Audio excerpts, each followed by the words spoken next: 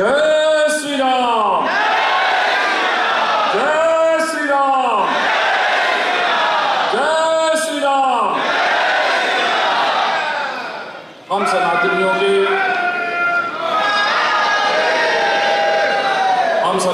के हृदय स्पंदन बन चुके सम्मानीय अतिथिगण और भूत भावन काशीवासी, आप सभी का हार्दिक अभिनंदन। राम काज करिबै को आतुर, इस पंक्ति को अक्षरशः चरितार्थ करने वाले पिता तुल्य श्री हरिशंकर जैन जी, जिन्होंने अपना तन मन धन लगाकर अब तक हम सनातनियों की सेवा में अपना सर्वस्व निछावर कर दिया, ऐसे श्री हरिशंकर जैन जी का हार्दिक स्वागत एवं अभिनंदन हम काशीवासी कर रहे हैं। 1990 से जब से राम जन्मभूमि का आंदोलन का चढ़ाव हुआ, तब से आप उस आंदोलन में अपना पूरा तन मन धन से सहयोग करते रहे और रामलला के दर्शन 1993 में आपके ही अथक प्रयास से संभव हुआ।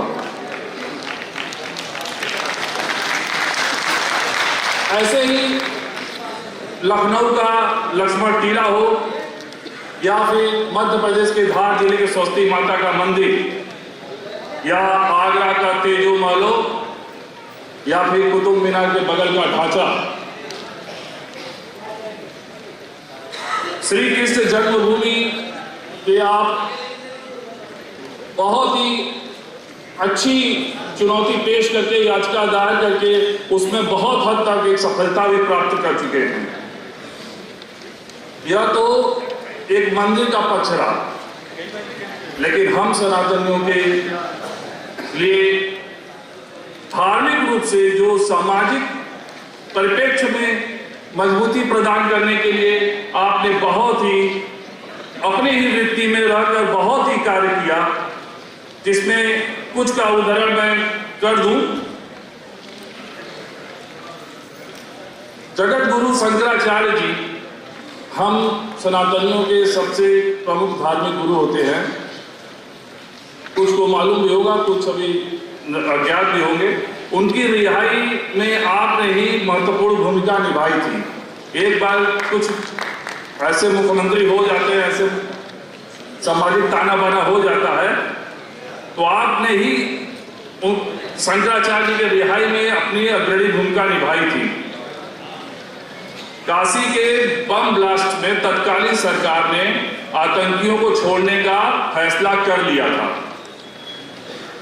लेकिन आपने उस फैसले पर स्टे करवाया और बाद में उनको सजा भी हुई। Justice KM. पांडे, तत्कालीन सरकार ने जस्टिस के.एम. पांडे वही व्यक्ति हैं, वही जस्टिस है जिन्होंने शुरुआत में रामलला के ताला को खुलवाया था, और तत्कालीन सरकार जो कि धर्म विरोधी थी, सनातन विरोधी थी, उसने उनके प्रमोशन पर निगेटिव मार्किंग कर दी। आपने उस पर रीट दाखिल किया और उनका प्रमोशन उच्च न्यायालय में हुआ। ऐसे ही हज सब्सिडी पर रोक हो, अल्पसंख्यकों को अतिरिक्त आर्थिक सहायता या फिर सच्चर कमेटी की सिफारिश, या अल्पसंख्यकों में एक कुरीति है एक से अधिक पत्नी, ऐसे बहुत से याचिका दायर करके आपने हम सनातनियों का मनोबल सामाजिक रूप से भी और धार्मिक रूप से भी ऊंचा बनाए रखने का काम किया है। प्लेसेस ऑफ वर्शिप एक्ट पर हमारे विष्णु जी ने काफी कुछ प्रकाश डाल दिया है। आप उसमें महत्वपूर्ण अपना मत व्यक्त कर चुके हैं और न्यायालय में उसके लिए याचिका भी एक्सेप्ट हो गई है। हम सबके हृदय में बसने वाले भूत भावन काशी विश्वनाथ के लिए हम सभी के प्रिय देवादिदेव महादेव जी का आप लोगों के सामने पूरी व्याख्या विष्णु जी कर चुके, और ऐसे ही श्री हरिशंकर जैन जी का पाथेय प्राप्त करने के लिए हम उनसे हृदय से आग्रह करते कि हमें मार्गदर्शन करें हमारा पाथेय।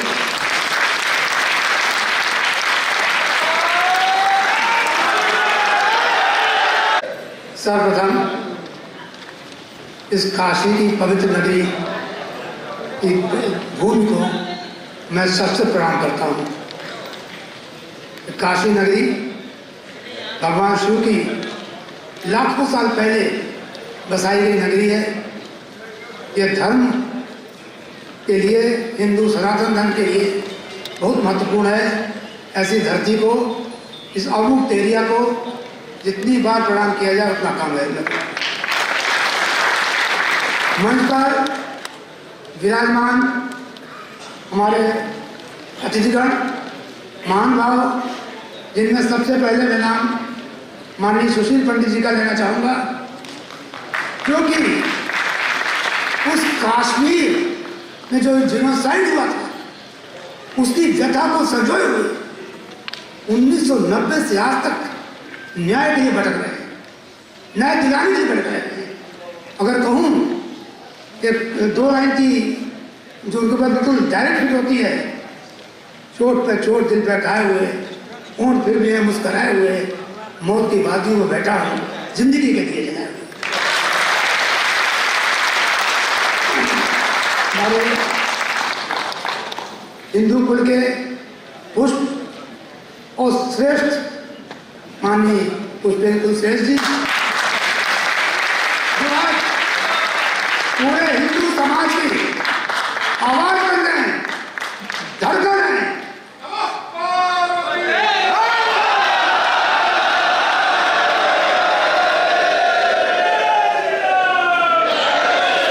और कुछ लोगों की तो एक आदत पड़ गई है कि जब तक उनका रोज रात में YouTube नहीं सुन लेते हैं, नींद नहीं आती है। वो जोश, वो इतिहास की खोज और वो सारी बातें जो हमको मालूम नहीं है, उन सब को प्रकाशित करने वाले माननीय पुष्पेंद्र जी, आप प्रणाम करते हैं। हमारे मंच पर विराजमान सेना में रहे, सेना के बारे में, यानी हमारे रक्षक जो रहे हैं और जिनके 50 किताबें इन्होंने लिखी हैं, इनके मन में दर्द है, चीज है कि आज भारत की स्वतंत्रता में जिन लोगों ने योगदान दिया था उनके साथ क्या क्या हो रहा है और देश में क्या होना चाहिए था और क्या नहीं होना चाहिए था, इस पर बहुत ही महत्वपूर्ण पुस्तकें लिखकर हमको आपको प्रकाशित करने वाले माननीय RSLC साहब मौजूद हैं, उनको मैं प्रणाम करता हूँ। माननीय गुरु जी, जिनके बारे में मैं ना बहुत ज़्यादा अच्छा है, आज टीवी पर देखते होंगे, हमारा आपका राशिफल बताते हैं, कौन ग्रह क्या करेगा, किस ग्रह की क्या हानि होगी, और जो आध्यात्मिक शक्ति है वो हम सबको प्रदान करते हैं।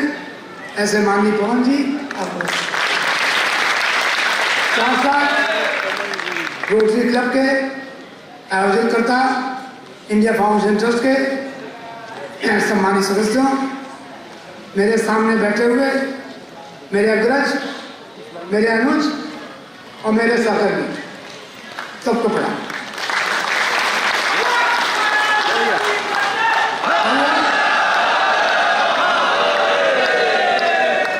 काशी मेरे लिए नया नहीं है। इस शिवपुर में काशी में मेरी ननिहाल है। काशी और खून मेरे ये में लहू है। और जो धर्म का काम करने का जो जज्बा आया मुझे मेरी माँ से और काशी की धरती से। जब पहले काशी आता था और उसके बाद यहाँ से अपने ननिहाल से घर वापस जाता था तो रोते हुए जाता था कि मन नहीं पड़ता था, कि मतलब लगता था काशी छोड़ो। अब जब काशी आता हूँ केस करने, यहाँ के लोगों ने इतना अपना तो दिया है, इतना प्यार दिया है कि जाने में वही पीड़ा होती है, लगता है काशी मेरा है और मैं काशी मैं क्या, काशी नगरी वो नगरी है, माँ गंगा ने बुलाया और गुजरात का शेर यहाँ आ गया।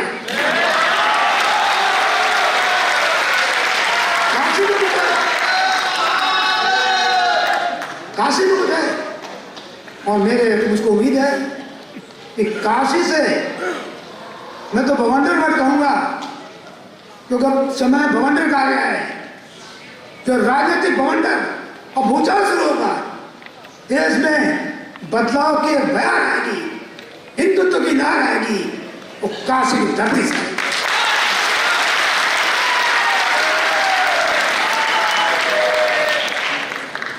अब हम भीख नहीं मांगेंगे, याचना नहीं करेंगे, याचना में गया, अब रण का समय है।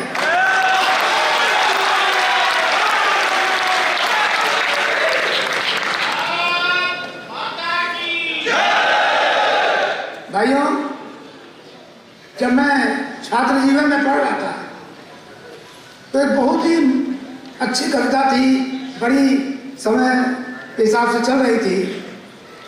आओ बच्चों तुम्हें दिखाएं झांकी हिंदुस्तान की, आओ बच्चों तुम्हें दिखाएं झांकी हिंदुस्तान की, इस मिट्टी से तिलक करो, ये धरती है मैदान की।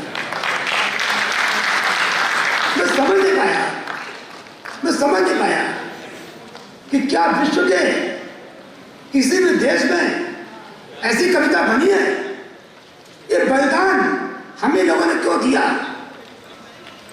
बलिदान की नौबत क्यों आई।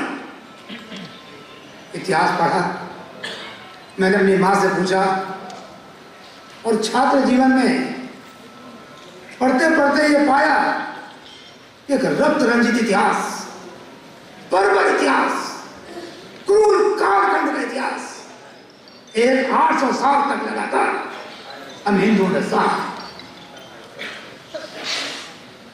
मैंने उसी समय निर्णय कर लिया था कि मैं जब अपने लाइफ में पढ़ लिख के आगे आऊंगा तो मैं केवल और केवल इन सारे आताइयों का बदला लेने और उन आताइयों के कार्यों को पलट कर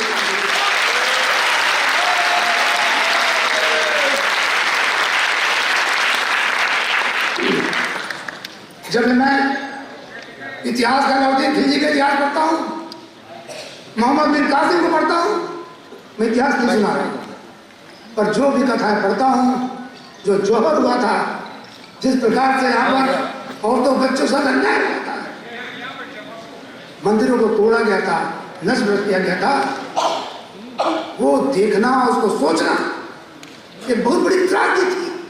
1947 में बंटवारे के बाद पाकिस्तान से जिस तरह से हिंदुओं की लाशें आई, उनको हमने सुना और देखा, सुना और देखा। सवाल ही क्या देखते रहेंगे, क्या सुनते रहेंगे? क्या इतिहास की कालिक को पलटने का काम देश में आगे करने को तैयार नहीं है।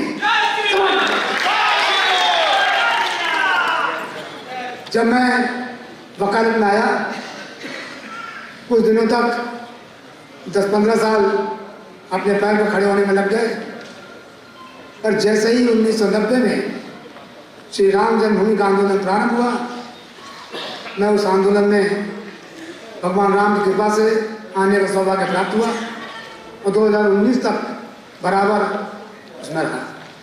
और मैंने निर्णय कर लिया कि केवल और केवल लड़ाई एक बात के लिए होगी, और उसी के लिए मैं कूद रहा हूं और उसी के लिए जीवन लगा रहा हूं, वो है अखंड हिंदू राष्ट्र।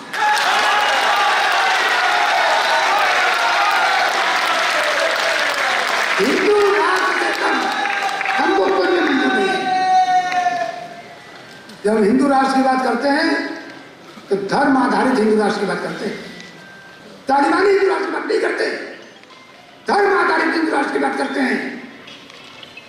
क्योंकि आज देश के सामने जो समस्याएं हैं और जो भी हम देख रहे हैं, उनका समाधान केवल और केवल हिंदू प्रचंड हो, देश अखंड हो और प्रखंड हिंदू राष्ट्र बने, इसके अलावा कोई दूसरा चक्कर नहीं। सद्भावना, सहिष्णुता, विश्व बंधुत्व, सर्वधर्म समभाव, ये शब्द मेरे डिक्शनरी में नहीं है, मैं इस शब्द को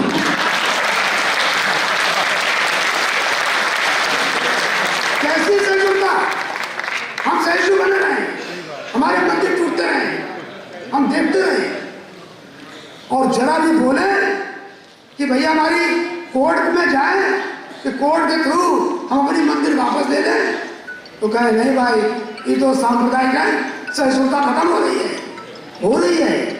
ओवैसी जी ने कहा है कि भारत हिंदू राष्ट्र बनने के लिए आगे बढ़ रहा है, सही कहा है, देश हिंदू राष्ट्र के लिए बढ़ रहा है। अब वो समय खत्म हो रहा है जबकि हम इतिहास को पढ़ के और रोते रहेंगे। वो समय खत्म हो रहा है जब हमारे सामने इतने बड़े बड़े योद्धा बैठे हैं, ऐसे अग्रज बैठे हैं जो हमको दिशा देने वाले हैं। तो भाई मैं कहना चाहता हूं कि अब रोने का समय बिल्कुल नहीं है। 2014 में हमने हिंदुओं ने गोधरा के नायक को एक अंगुली उठाई और पूरा देश बदल गया।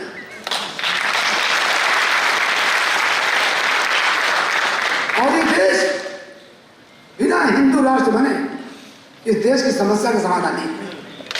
लोग पूछते हैं कि भाई ये बताइए कि अगर हम हिंदू राष्ट्र बना देंगे तो यहाँ पर इस मुस्लिम का और क्रिश्चियन का क्या होगा? मैं बिल्कुल साफ क्लियर शब्दों में कहना चाहता हूँ कि पाकिस्तान में जो हिंदुओं का हालत हुआ है वही हिंदुस्तान में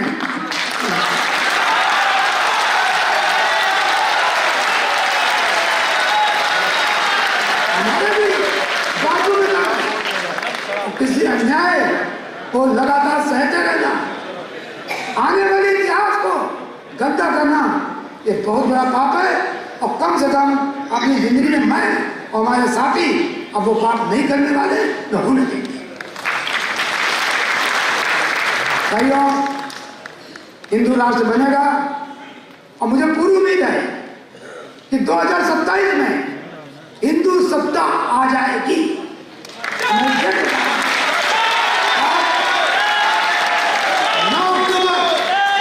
9 अक्टूबर 2027 यानी आज मैं 9 अक्टूबर 2022 में ये बात कह रहा हूँ, ज्यादा लगेगा। और 24 के इलेक्शन के बाद इस देश में क्रांति होगी, क्रांति फ्रांस में क्रांति हुई थी, अमेरिका में क्रांति हुई थी, जारशाही के खिलाफ क्रांति हुई थी। विश्व इतिहास इस बात का समझता है कि जब जब जनता की आशा आकांक्षा को नहीं माना गया तो क्रांति हुई है। और 2024 के इलेक्शन में एक से इस बात का होगा कि जो सरकार आएगी वो हिंदू राष्ट्र के सपने को साकार करेगी। कोई सरकार आएगी, वरना कोई सरकार नहीं आएगी। ये तो बात रही 2027 की हिंदू राष्ट्र बनने की। अब सवाल ये है कि आज का विषय है कि समाधान क्या है। तो जैसा हम लोग कोर्ट में जाते हैं, इंटरिम रिलीफ की बात करते हैं कि तत्कालिक तौर पर इतना हमको दे दिया, तो कुछ मेरे मन में कुछ समाधान है, उन पर मैं सीधे आना चाहता हूँ। भैया, सबसे पहले ये जो बॉलीवुड की फिल्में हैं ना, इनका बहिष्कार करें।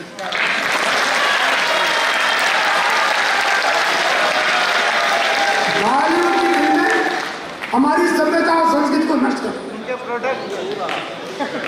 बाहरी शक्तियों द्वारा, बाहरी फंडिंग के द्वारा हिंदू हीरोज को दबाया जा रहा है और ये प्रदर्शित किया जा रहा है कि हमारी सभ्यता संस्कृति में कुछ नहीं है।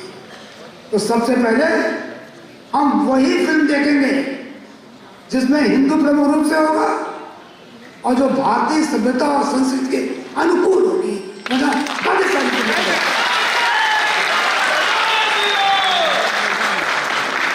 दूसरा, ये जो हमारी माताएं बहनें हैं, खासतौर से उनसे मेरी अपील है, भैया हम लोग मजाक में जाए करें। मजाक कुछ नहीं देता है। हमारे यहाँ किसी भी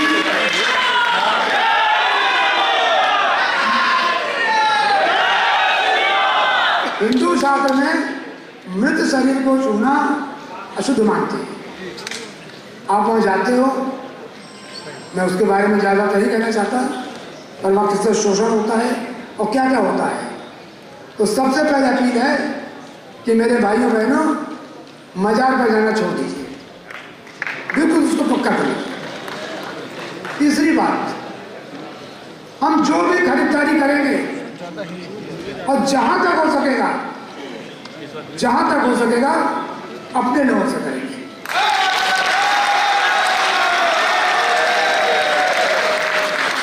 मैं तो व्यक्तिगत रूप से पूर्ण शाकाहारी हूँ, परंतु मांसाहार भी बहुत लोग ग्रहण करते हैं।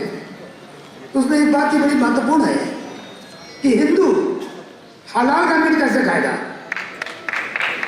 हलाल का मीट नहीं खा सकता, हलाल का मीट खाना हराम है। अगर मीट खाना है तो जगह जगह दुकान खोलनी चाहिए, ताकि झटके की।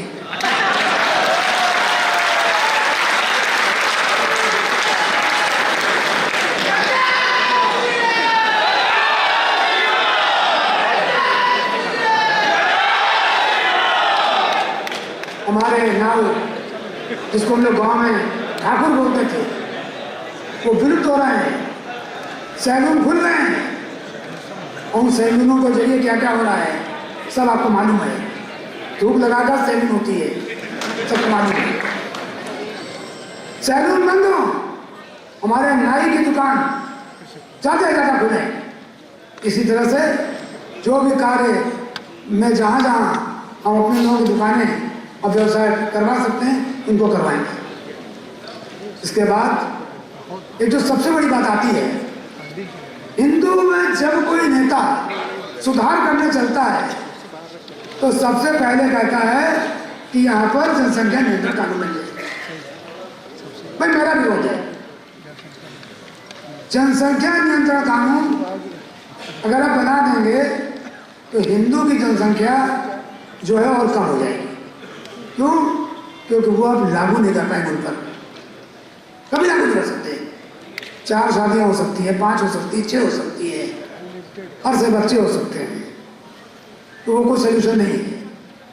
सोल्यूशन ये है। और दूसरी बात, इस समय विश्व में हिंदू पॉपुलेशन 16% है मात्र। इतनों की कितने देश बन गए धर्म के नाम पर। आज हमारे हिंदू नाम का कोई अभी देश नहीं है। विश्व में अपनी पहचान बनानी है। तो मैं हर नौजवान से उम्मीद करता हूँ, प्रार्थना करता हूँ, अपील करता हूँ कि जनसंख्या नियंत्रण को बिल्कुल न माने और कम से कम 5 बच्चे।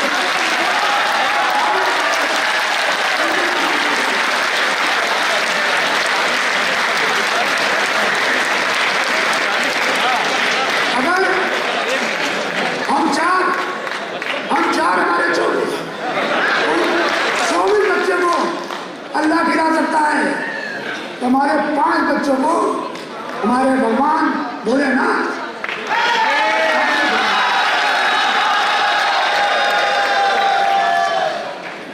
इसके बाद मैं अधिवक्ता बंधुओं से खासतौर से और आप सबसे अपील करना चाहता हूँ कि कुछ चीजों को बड़ी बारीकी से देखिए। अभी वक्त पर जैसे मैंने सुना माननीय पुष्पेंद्र जी बहुत कुछ कहेंगे, तो विष्णु जी ने कहा था, परंतु आप देखते हैं कि सड़कों पर एक चादर डाल दी और मजाक बन गई।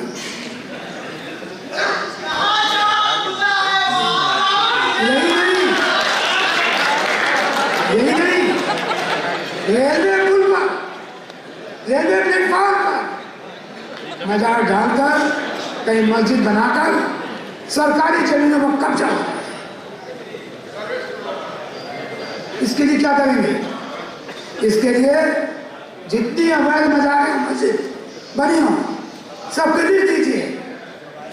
आप मुझको दीजिए, हमारी लीगल टीम यहाँ मौजूद है, उनको दीजिए, और पूरे देश में हर कोर्ट में इसके खिलाफ एक केस फाइल होना चाहिए, हटाई जाए।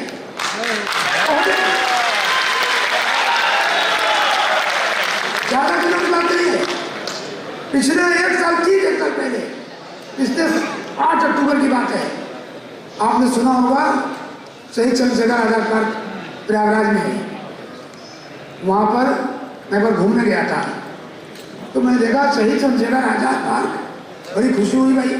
मैं नमन किया, उस मिट्टी को सर लगाया और देखा थोड़ी देर आगे चलकर कि मजारे एक मस्जिद है। तो भाई उसका इतिहास बताया कि ये मस्जिद कहाँ से आ गई, ये मजारे कहाँ से आ गई।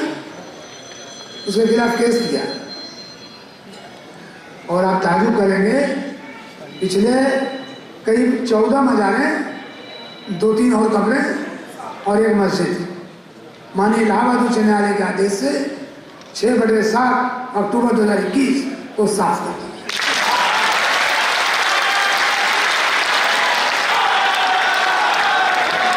मैं आपको आगाह करना चाहता हूं कि आगे बढ़िए, सजग रहिए, अपने अधिकार के प्रति सजग रहिए। अगर आप किसी कारणवश स्वयं नहीं आ सकते हैं तो मुझको या हमारी लीगल टीम को जो बनारस में मौजूद है या जहाँ जहाँ मेरी आवाज़ जा रही है, अपने अपने क्षेत्रों में इसके खिलाफ संघर्ष कीजिए। और जो मज़ार और मस्जिदें इस तरफ से हटना शुरू होंगी तो जो धीरे धीरे इस्लामी पंजा बढ़ रहा है, ये भी बढ़ना शुरू होगा। ये बड़ी पीड़ा है कि आज हम धर्म से विमुख होते जा रहे हैं। हमारे बच्चों को गीता, रामायण, महाभारत, हनुमान चालीसा के बारे में कुछ नहीं आ रहा है। वो हमटी डमटी शैतान की बात, निकल स्टार, समझ नहीं आ रहा है। कहाँ गए आप? हम भूल वो स्वामी नहीं पढ़ा सकते हैं, हनुमान चालीसा नहीं बता सकते हैं। छोटे छोटे बच्चों से हम पाप संगीत पर, वो पाप हम उसको पाप बोलते हैं, पाप संगीत पर डांस करवाते हैं, तो बच्चियां जाएंगी तो लज्जात का शिकार होगी। क्या कारण है? इस देश में केवल हिंदू लड़कियां इन लज्जात का शिकार होती हैं, ईसाई की नहीं होती है, किसी दूसरे धर्म की नहीं होती है। क्यों? सब कारण है कि हमने अपने बच्चों को धार्मिक शिक्षा देना छोड़ दिया। बिल्कुल यही मैं वहीं आ रहा हूं आपकी बात पर। और जितने धर्मगुरु हैं उनसे मैं निवेदन करना चाहता हूं कि अपने जो बोध जो व्याख्यान में शेर और शायरी न कहें, बिल्कुल न कहें।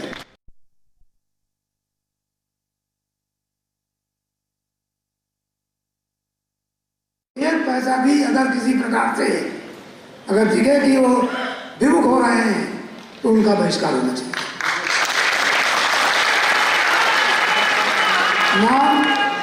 नाम आप भी जानते हैं, नाम हम भी जानते हैं, मैं नाम किसी को नहीं दे रहा हूँ।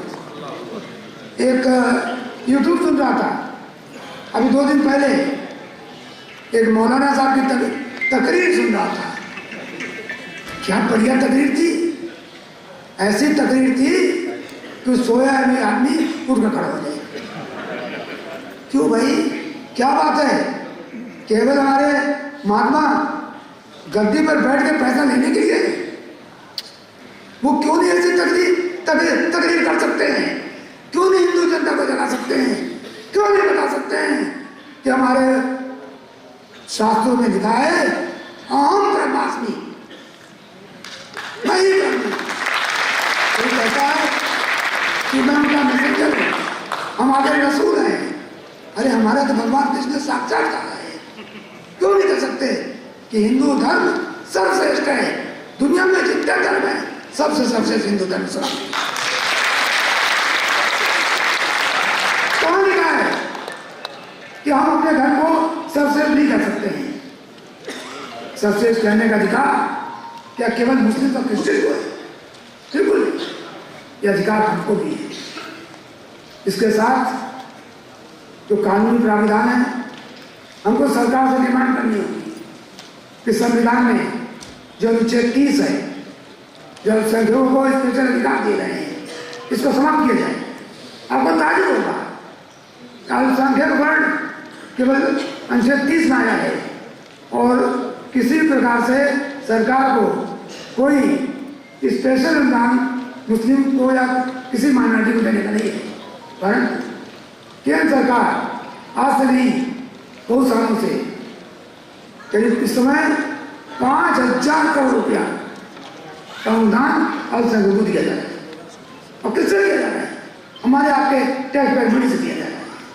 उसके खिलाफ सुप्रीम कोर्ट में याचिका दाखिल की, याचिका विचार स्वीकार हो चुकी है। आपको भी कर सकते हैं, एक आवाज उठनी चाहिए कि अगर हमारा पैसा अल्पसंख्यकों को दिया गया तो हम टैक्स नहीं देंगे। टैक्स लेना है, पैसा हमारा है, मेहनत हम करते हैं, टैक्स हम देते हैं, और आप किस लिए दे रहे हैं? वो पैसा बाद में उसी से IAS बनते हैं, आतंकवादियों से मिलते हैं और हमारे ही सर तन जुदा का नारा देता है। नहीं चलेगा। और बता दीजिए कि हिंदू जाग चुका है, सो नहीं रहा है, जाग चुका है। कहा जाता है, कार्ल मार्क्स ने कहा था कि धर्म एक नशा है, अफीम।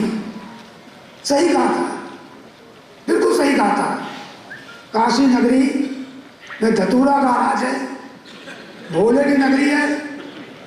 मैंने भी वहां में धतूरे का नशा कर लिया है, मैं नशे में डूब चुका हूं। और ये नशा तभी उतरेगा जब इस देश को हिंदू राष्ट्र बनवाने में करेगा।